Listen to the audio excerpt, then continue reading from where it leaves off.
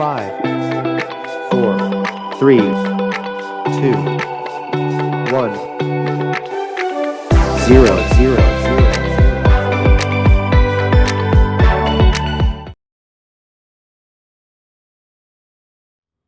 नमस्कार. आज आम्हाला पावागड म्हणजेच महाकाली माता सती यांचं उजवा तळपाय ज्या ठिकाणी पडला ते ठिकाण म्हणजे 51 शक्तिपीठातलं हे सर्वात एक महत्त्वाचं ठिकाण इथे येण्याचा योग आज लाभला आहे. हे चंपानेर पावागड पुरातत्व उद्यानचं भारतातील पंचमहाल जिल्ह्यात पावागड टेकडीच्या शिखरावर एक हिंदू देवी मंदिर परिसर आणि तीर्थक्षेत्र आहे. ते 10व्या किंवा 11व्या शतकातील आहे. मंदिरात देवींचे 3 प्रतिमा आहेत. मध्यमवर्ती प्रतिमा महाकाली मातेचे आहे, उजवीकडे काली माता आणि डावीकडे बहुचर माता आहे.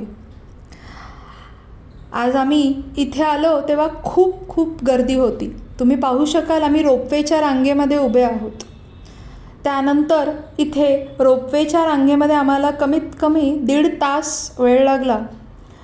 इथे भक्तांची खूप मोठ्या प्रमाणात येण्याची म्हणजे गर्दी असते आणि 51 शक्तिपीठ म्हटल्यावरती प्रत्येकाला असं वाटतं की आपण प्रत्येक शक्तिपीठामध्ये एकदा तरी दर्शन घ्यावं. आणि पावागड हे महाकालीचं जागृत देवस्थान आहे. पूर्वी इथे रोपवे किंवा याला उडण खटोलाही असं म्हटलं जातं हे नव्हतं, तर त्यावेळी भक्त चालत डोंगरापर्यंत, डोंगरावरती अगदी टेकडीवरती आई बसलेली आहे जगदंबा, तर तिथे जाऊन तिचं हे मंदिर सकाळी 6 वाजता ओपन होतं आणि बंद होण्याची वेळ संध्याकाळी 7:30 7:30 वाजता आहे. सकाळची आरती जी असते ती 6 वाजता असते, संध्याकाळची आरती 7 वाजता असते. आणि आपण इथे येण्याकरता शक्यतो मधला वार जर का घेतला तर जास्त छान पद्धतीने आपल्याला दर्शन घडू शकेल. अन्यथा इथे प्रत्येक वेळेला आपल्याला रांगेत उभा राहून खूप वेळ आपला जाईल.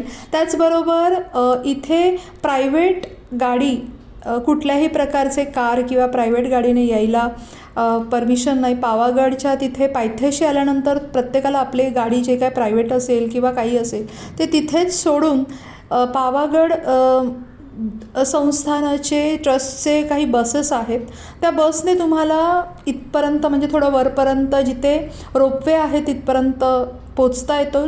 आणि तिथे आल्यानंतर मग तुम्ही आयदर पायऱ्यांच्या म्हणजे पायऱ्यांनी ज्यांची जशी म्हणजे जाण्याची इच्छा असेल, ज्यांना पायऱ्यांनी जायचं असेल त्यांनी पायऱ्यांनी पण चढून जाऊ शकतात. 2 ते 3 तास पायवाटाने तुम्ही जाऊ शकता.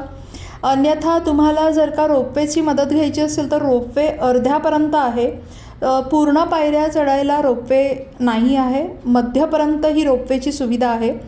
बरं, इथे तुम्हाला जे तरुण वर्ग आहे त्यांना 2 ते 3 तास लागतात. जे अगदी थोडं मध्यम वर्ग आहेत किंवा एजेड आहेत त्यांना 4 ते 5 तास लागेल. एक अंदाजे 3000 पायऱ्या आहेत इथे. तर आपल्याला रोपवेमुळे एक 2 ते 2000 पायऱ्यापर्यंतची मदत होते. त्यापुढचे जे काही पायऱ्या असतील ते आपल्याला कंपल्सरी वरती चढून जायचं आहे. त्यामुळे मग त्या पद्धतीने ज्यांना जसं जायचं असेल त्यांनी जाऊ शकतात. आणि खूप छान सुंदर निसर्गमयी असं हे वातावरण आहे. आपण इथे दरीही पाहू शकता. पूर्ण जंगल परिसर आहे हा. आणि पूर्वी लोक ह्या जंगलातूनच पायवाट काढत यायचे. आत्ताही हे जंगल तुम्ही बघू शकता, घनदाट असं जंगल आणि खूप छान असं निसर्ग बघायला आपल्याला इथे मिळेल रोपवेने किंवा अगदी पायवाटाने आलात तरी. इथे गेल्यानंतर तुम्ही बघू शकता सर्व प्रकारचे देवीला ओटी भरण्याचे जे काही दुकान आहेत किंवा मग गुजरातमध्ये शक्यतो चुनरी वगैरे देवीला अर्पण केली जाते. आणि इथे बघू शकता रांग ही परत जाण्याकरता ज्या भाविकांनी दर्शन घेऊन आता परत चाललेत त्या भाविकांची ही रिटर्न जाण्याची रोपवेची लाईन आहे. तर मग तशी म्हणावी तशी खूप गर्दी असते सॅटर्डे संडे किंवा इतर सुट्ट्यांच्या दिवशी. तर त्याप्रमाणे तुम्ही ठरवून मग इथे दर्शनाला येऊ शकता. आम्ही असंच सुट्टीच्याच दिवशी आल्यामुळे थोडी गर्दी आम्हाला मिळाली. इथे आता इथून सुरुवात आता होईल आता देवीच्या दर्शनाकरता. 10व्या-11व्या शतकातील कालिका माता हे परिसरातील सर्वात जुने मंदिर आहे. गुजरातच्या फेअर्स अँड फेस्टिवल्समध्ये यांचे मत देवी कालिके मातेच्या सुरुवातीतले स्थानिक भिल्ल आणि कोळी लोकांकडून पूजा केली जात होती. जेव्हा पावागडचे सर्वोच्च टोकावर देवी सतीचे शक्तिपीठ पडले, म्हणजे ज्यावेळी देवीचे उजव्या पायाची टाच इथे पडली आहे, तेव्हा महाकाली स्वतःहून आली.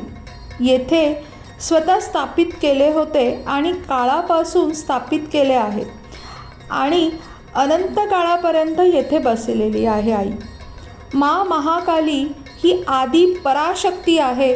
विश्वामित्रांनीही पावागड टेकडीवर तप व ध्यान केले आहे.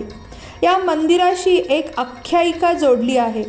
एकदा नवरात्रीच्या उत्सवादरम्यान मंदिराने गरबा नावाचे पारंपरिक नृत्य आयोजित केले होते, जेथे शेकडो भाविक एकत्र आले आणि भक्तिभावाने नाचले. देवी अशी बिनशर्त भक्ती पाहून देवी महाकाली स्वतः स्थानिक स्त्रियांच्या वेशात आलेल्या भक्तांच्या मध्ये आली आणि त्यांच्यासोबत नाचू लागली. दरम्यान त्या राजाचा राजा पटाई जयसिंग जो भक्तांसोबत नाचत होता, तो त्या स्त्रीला पाहून तिच्या सौंदर्याने मंत्रमुग्ध झाला. वासनेने भरलेल्या राजाने तिचा हात धरला आणि अनुचित प्रस्ताव ठेवला. देवीने त्याला 3दा हात सोडून माफी मागण्यास ताकीद दिली, परंतु राजाला काहीही समजू शकले नाही. अशा प्रकारे देवीने शाप दिला की त्याचे साम्राज्य कोसळेल. लवकरच एका मुस्लिम आक्रमक महमूद बेगडा याने राजावर आक्रमण केले. पतई सिंग लढाईत हरला आणि महमूद बेगडा मारला गेला. पावागडच्या कालिका मातेचेही आदिवासीच पूजा करतात.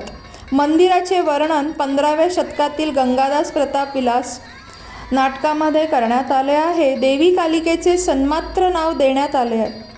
हे मंदिर कालिके मातेचे निवासस्थान आहे असे मानले जाते आणि हे शक्तिपीठांपैकी एक आहे. देवी सतीच्या उजव्या पायाचे बोट येथे पडलेले आहेत. अशा या मंदिरात गेल्यावरती आम्हाला खरंच खूप छान आणि प्रसन्न वाटले. हा देवीचा परिसर आहे. आपण उंचावरून पाहिलं तर हा इथे दरी तुम्हाला दिसेल आणि खूप उंचावर आहे. 2500 स्क्वेअर फीट उंचावरती आम्ही आत्ता आलेलो आहोत. इथे खूप अशा छान स्वच्छ परिसर आहे.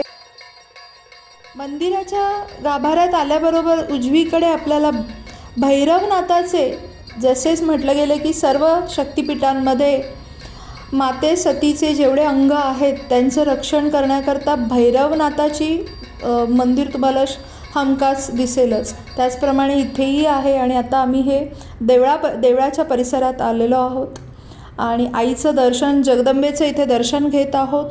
खूप प्रसन्न, खूप छान असं दर्शन घडलं आणि त्यानंतर आम्ही परत तसेच दर्शन वगैरे घेऊन प्रसाद घेतला. तिथे थोडा वेळ बसलो, नमस्कार केला. आई जगदंबेसोबतचा वेळ खूप सुंदर आणि खूप प्रसन्न होता.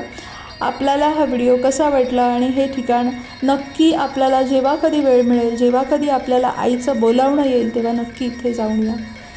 धन्यवाद. आणि खूप बरं वाटलं हा व्हिडिओ बनवताना आणि तिथे जाऊन आईचं दर्शन घेतानाही आम्हाला खूप खूप आनंद झालेला आहे.